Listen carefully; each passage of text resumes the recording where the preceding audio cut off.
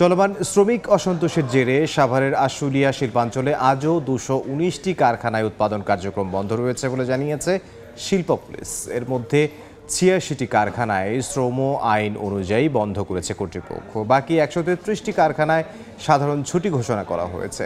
সবশেষ পরিস্থিতি জানবো আশুলিয়া থেকে সরাসরি যুক্ত হচ্ছেন সহকর্মী মোজাফফর হোসেন জয়। আমি রয়েছি আশুলিয়া শিল্পাঞ্চলে একটি তৈরি পোশাক কারখানার সামনে। আপনারা দেখতে পাচ্ছেন যে তৈরি পোশাক কারখানার সামনে কিন্তু ইতিমধ্যেই শ্রমিকরা বাইরে বেরিয়ে এসেছে।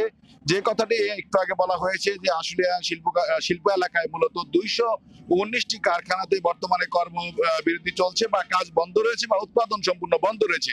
বাকি যে শিল্প কারখানা রয়েছে রপ্তানি প্রক্রিয়াকরণ অঞ্চল সহ সেই কারখানাগুলোতে কাজ চলছে বলে আমরা জানতে পেরেছি। শিল্প পুলিশের সূত্রে আমাদেরকে যেটি জানানো হয়েছে যে শ্রমিকদের একাধিক দাবি, এই দাবির মধ্য দিয়ে কিন্তু বিগত কয়েকদিন যাবতী শিল্প কারখানাগুলোতে অস্থিতিশীল অবস্থা বিরাজ করছিল এবং সেই অস্থিতিশীল অবস্থার কারণে কিন্তু বর্তমানে শিল্প কারখানা বন্ধ রয়েছে।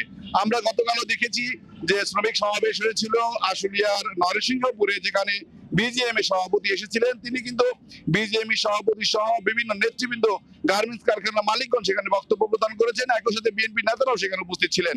সেখান থেকে কিন্তু ঘোষণা করা হয়েছিল যে আজকে বৃহস্পতিবার সকাল থেকে কিন্তু এই অঞ্চলে শিল্প কারখানাগুলো খুলে দেওয়া হবে এবং খুব শান্তিপূর্ণভাবে কারখানায় শ্রমিকরা যোগদান করবে। সকাল থেকে আমরা দেখেছি কিছু শিল্প কারখানায় শ্রমিকরা কাজে যোগ দিলেও বাকি 219টিরও অধিক কারখানায় কিন্তু আপনার শ্রমিকরা বিক্ষোভ করেছে এবং একই সাথে কিন্তু তারা কর্মবিরতি দিয়ে কারখানা থেকে বেরিয়ে গিয়েছে।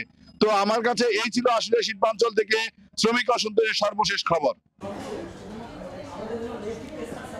মোজাফফর হোসেন জয় যোগ দিয়েছিলেন আশুলিয়া থেকে।